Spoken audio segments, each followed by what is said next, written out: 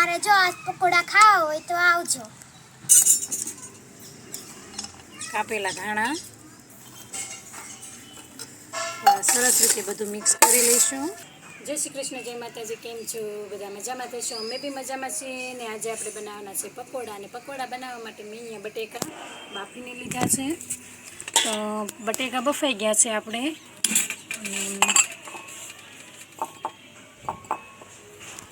આદુ મરચાં લસણની પેસ્ટ, લીંબુનો રસ, કોથમરી, બ્રેડ અને આપણે આ ચણાના લોટનું બેટર પણ બનાવી લીધું છે. સળગાવી દીધો છે. તો આપણે બ્રેડ પકોડાનો મસાલો બનાવવા માટે આપણે આમાં 2 ચમચી જેટલું તેલ લીધું છે. તેલને આપણે ગરમ થવા દઈશું. તેલ આપણું ગરમ થઈ જાય ને ત્યાં સુધીમાં આપણે આ બટેકાને મેશ કરી લઈએ.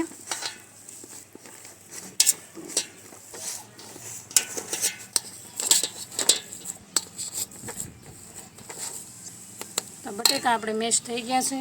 તો તેલ આપણે ગરમ થઈ ગયું છે. તો તેમાં આપણે વઘાણી ઉમેરી દઈશું. આદુ મરચાં લસણની પેસ્ટ,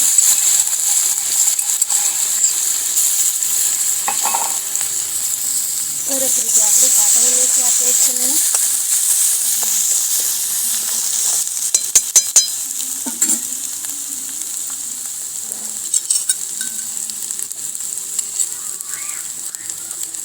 હળદર, મીઠું,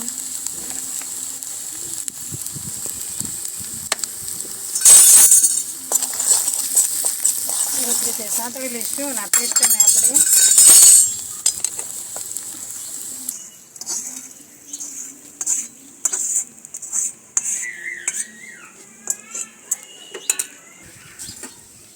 લીંબુનો રસ,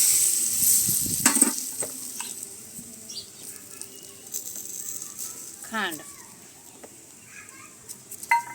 અને બધું સરસ રીતે આપણે મિક્સ કરી લઈશું.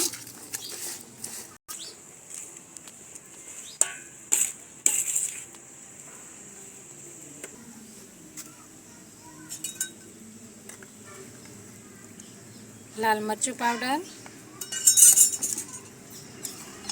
કાપેલા ધાણા સરસ રીતે બધું મિક્સ કરી લઈશું.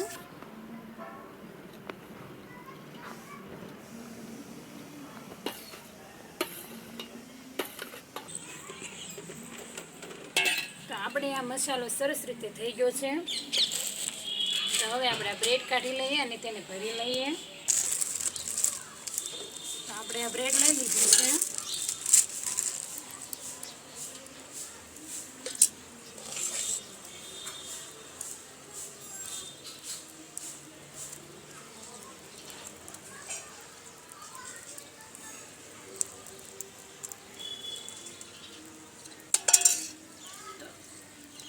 આવી જ રીતના આપણે બધી જ બ્રેડ ભરી લેવાની છે. તો આપણે અહીંયા બધી જ બ્રેડ ભરી લીધી છે.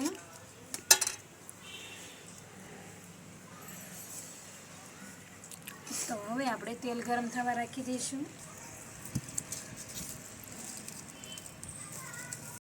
આ તેલને આપણે ગરમ થવા દઈશું. તો આપણે બધી જ બ્રેડને આવી રીતના ટુકડા કરી લીધા છે.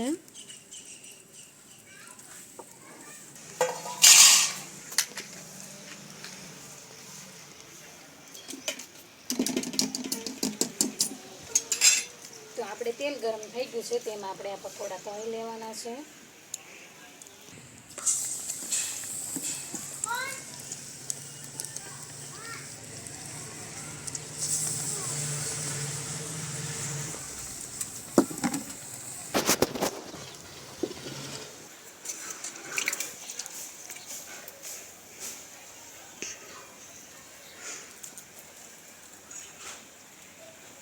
તો આપણે આવી રીતના બધા જ પકોડા તળી લેવાના છે.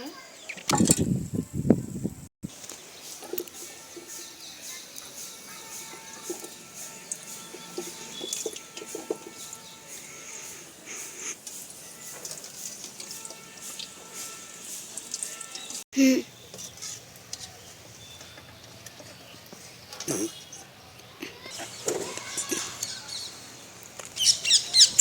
આપણે બધા જ પકોડા તળાઈ ગયા છે. હવે આપણે જમવા બેસી જઈએ. જય શ્રી કૃષ્ણ. તમારે જો આજ પકોડા ખાવા હોય તો આવજો. તો પેલા આપણે છે ને ચટણી લઈ લઈશું.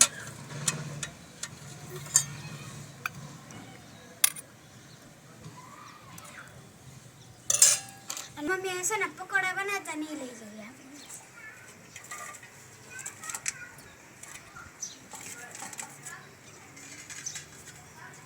હાલો ખાઈને તમને કહે કે કેવો ટેસ્ટ છે.